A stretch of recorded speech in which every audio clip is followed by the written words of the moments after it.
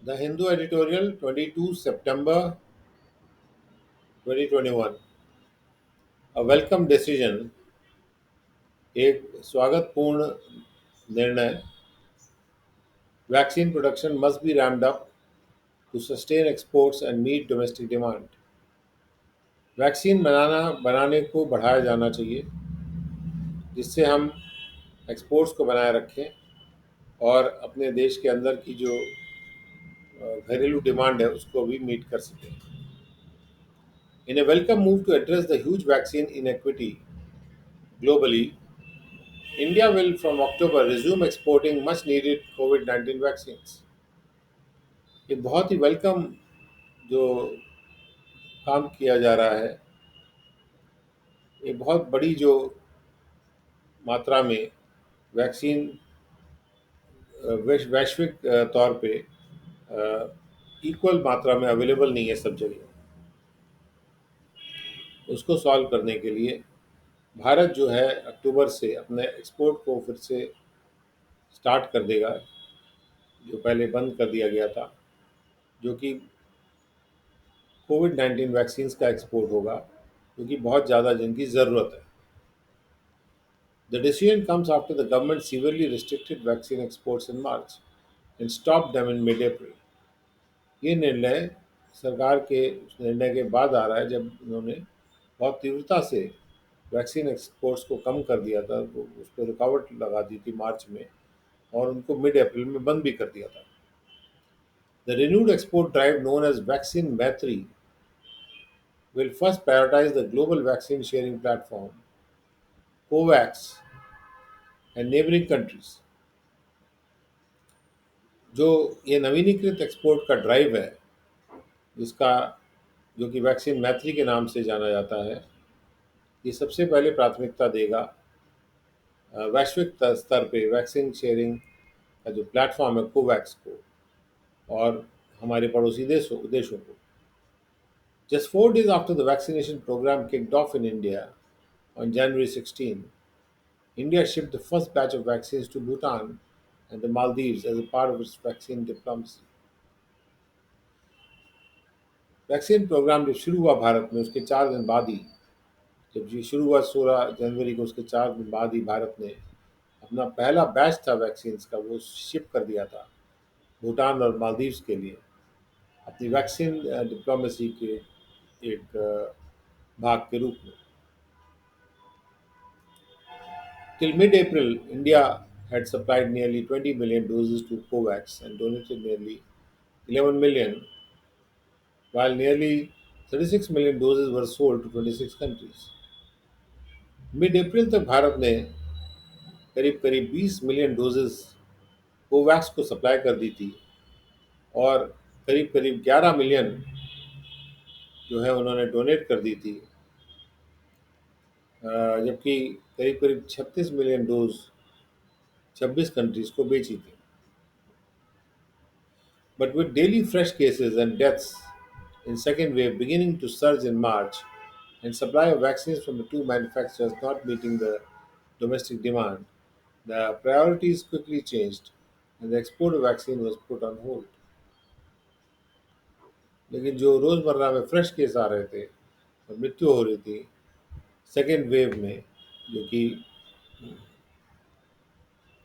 बढ़ने लगी थी मार्च में, और जो सप्लाई वैक्सीन्स की जो थी दोनों मैन्युफैक्चरर्स से, वो हमारी घरेलू डिमांड को मीट नहीं कर रही थी. इसकी वजह से प्राथमिकता जल्दी से बदल दी गई थी और वैक्सीन का एक्सपोर्ट जो है रोक दिया गया था. It became possible to export vaccines till March, mainly due to the slow uptake of vaccines by healthcare and frontline workers and Covishield vaccine manufactured late last year nearing the 6-month expiry date. Vaccine को मार्च तक export करना इसलिए संभव हो गया था, मुख्यतः इसलिए क्योंकि हमारा जो हेल्थ केयर और फ्रंटलाइन वर्कर्स थे वो वैक्सीन को जल्दी नहीं ले रहे थे, और जो कोविशील्ड वैक्सीन जो इंडिया में पिछले साल लेट लास्ट ईयर में मैन्युफैक्चर हुई थी, वो भी अपने 6 महीने की एक्सपायरी डेट तक पहुंच गई थी. तो इसलिए उसको जल्दी से मतलब एक्सपोर्ट कर देना ज़रूरी हो गया था। तो डेली अपटेक जो था वैक्सीन्स का, वो धीरे धीरे बढ़ने लगा, स्थिरता से बढ़ने लगा।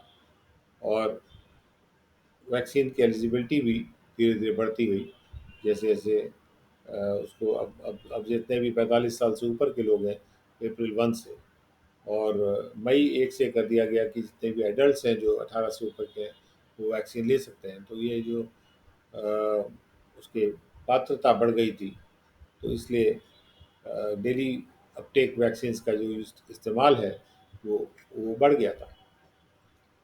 With most developed countries hoarding vaccines and prioritizing their vaccination, and India too halting all exports, vaccine supply to the COVAX facility has been hit.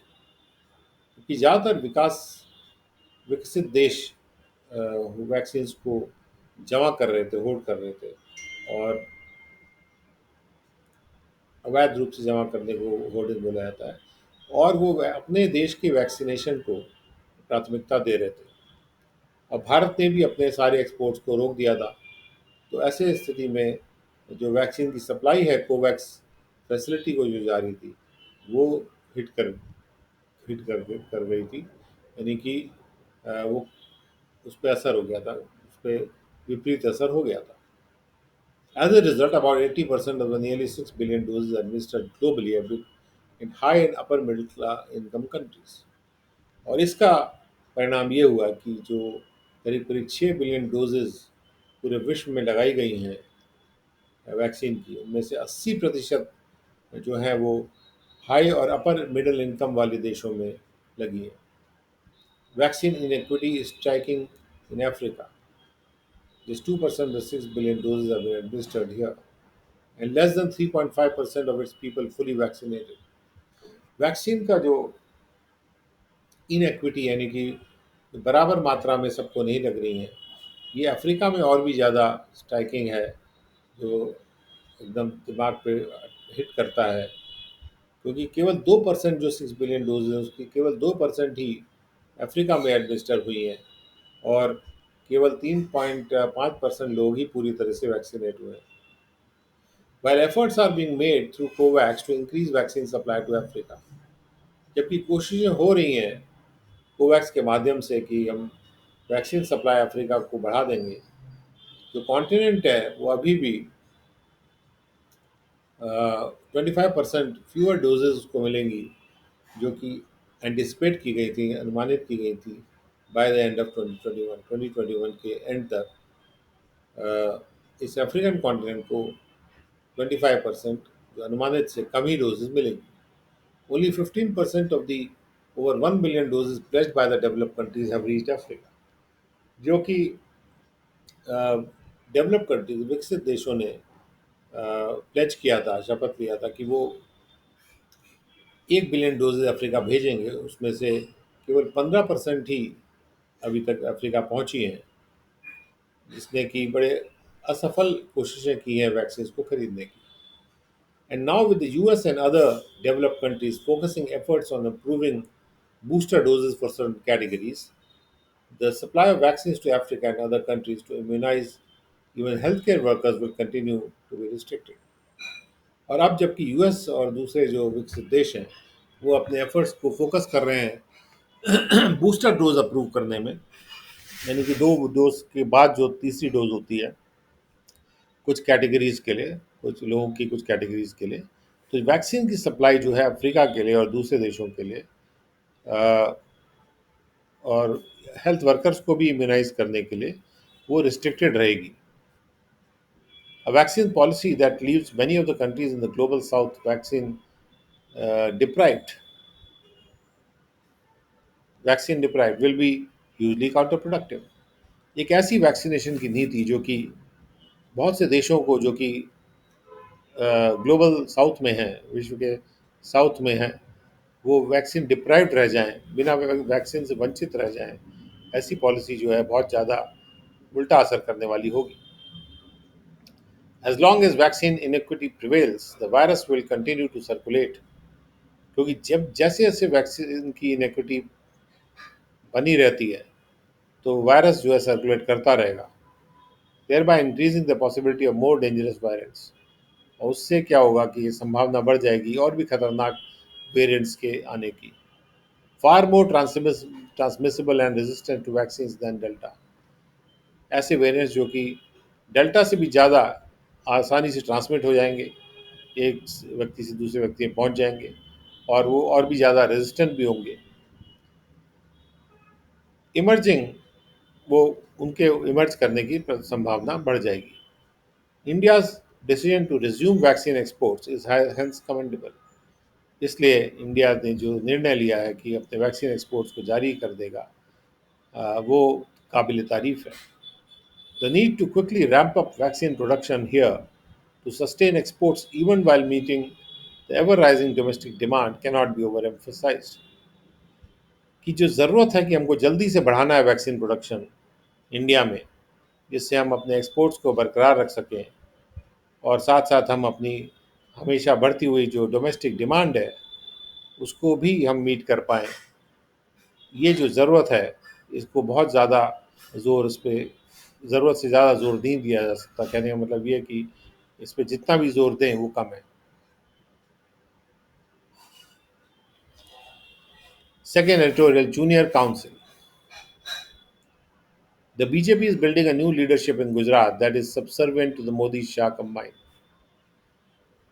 BJP एक नई लीडरशिप गुजरात में बना रही है जो मोदी शाह के कॉम्बिनेशन के अधीन है, उनको सर्व करती है. No member of the previous Council of Ministers has found a place in the reconstituted ministry led by Chief Minister Bhupendra Patel in Gujarat. जो नई मिनिस्ट्री तैयार हुई है गुजरात में चीफ मिनिस्टर भूपेंद्र पटेल के द्वारा लीड की जा रही सरकार में, उसका कोई भी मेंबर पिछले काउंसिल ऑफ मिनिस्टर्स में नहीं था और पिछले काउंसिल ऑफ मिनिस्टर्स के किसी भी सदस्य को इसमें जगह नहीं मिली है. Of the 25 member council of the BJP, 9 members including the chief minister are first time legislators. जो 25 मेंबर की काउंसिल बनी है बीजेपी की, उसमें से 9 मेंबर जो हैं जिसमें चीफ मिनिस्टर भी शामिल है, वो पहली बार लेजिस्लेटर बने. काउंसिल ऑफ वो उनका इलेक्शन पहली बार हुआ है. Only 3 members have any previous ministerial experience.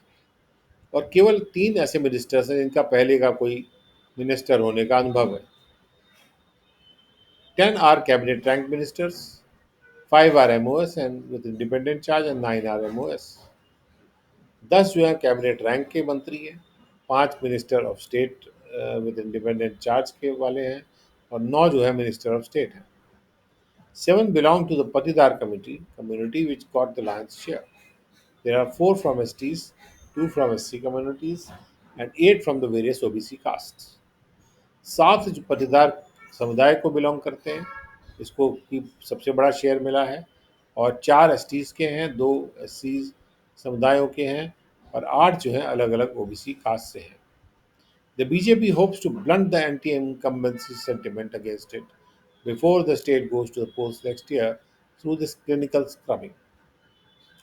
BJP ये आशा कर रही है कि वो जो आसीन सरकार के खिलाफ का जो संभावना होती है उसके उस भावना को वो ब्लंट कर देगा, यदि उसकी नोक को वो कमज़ोर कर देगा जब कि स्टेट अपने पोल्स में जाएगी, इलेक्शन में जाएगी अगले साल, उसके पहले इस तरह की जो एक डॉक्टर के तरह से जैसे सर्जरी होती है उस सफाई करने की वजह से, स्क्रबिंग मतलब सफाई कर देना.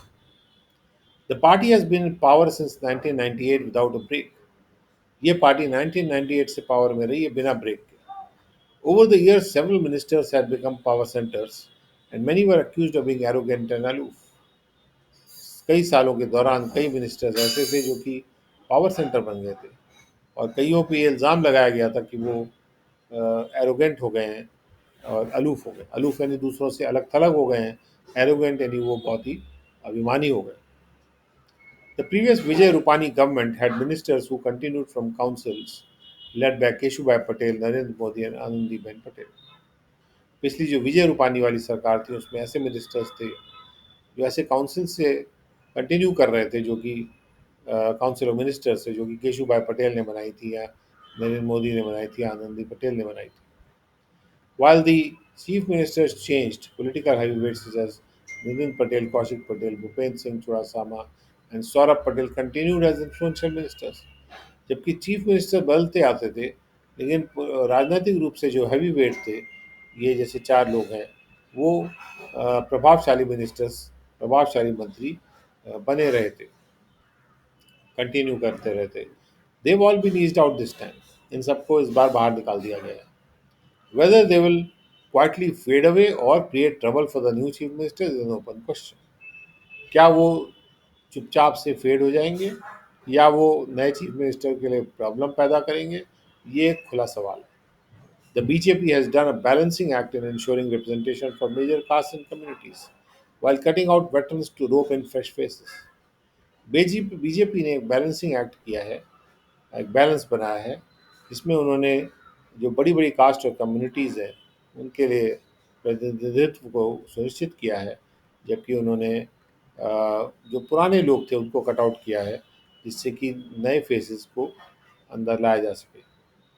पुरुषोत्तम Solanki, who served as a junior minister in all BJP governments due to his formidable hold over the numerically strong Koli community in the Saurashtra region, has been dropped.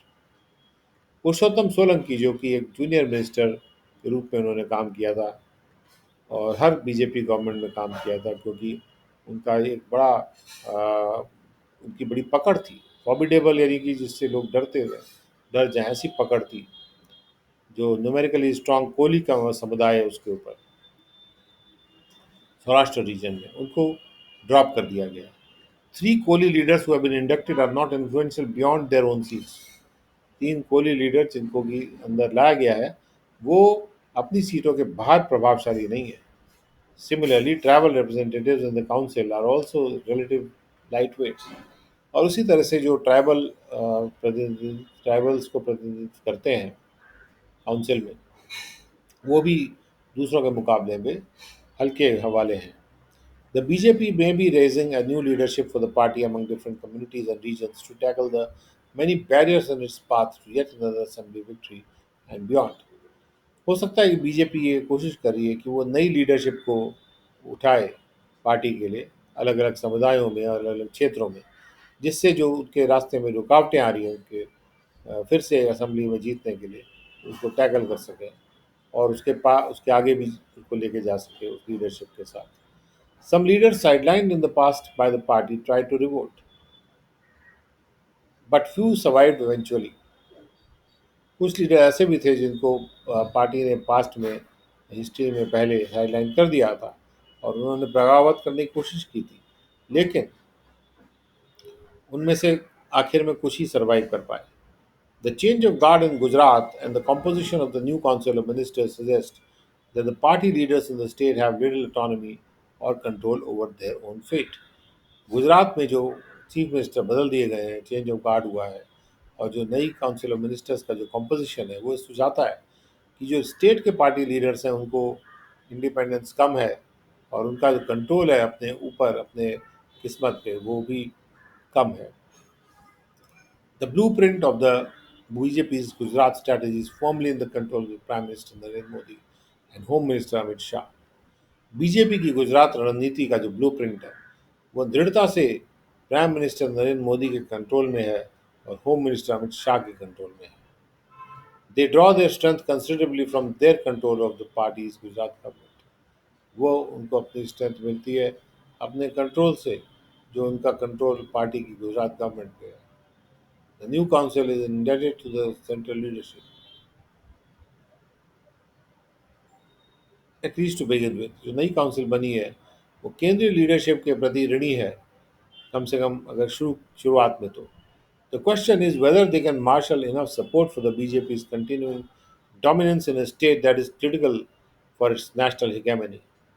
सवाल ये उठता है कि क्या ये जो नई काउंसिल बनी है, ये पर्याप्त सपोर्ट इकट्ठा कर सकती है बीजेपी के लिए, जिससे कि स्टेट में बीजेपी की जो डोमिनेंस है वो बरकरार रह सके, बनी रह सके, कंटिन्यू कर सके, जो कि बीजेपी के राष्ट्रीय कंट्रोल के लिए, हेगेमनी, राष्ट्रीय डोमिनेंस के लिए बहुत ही इम्पोर्टेंट है, क्रिटिकल है।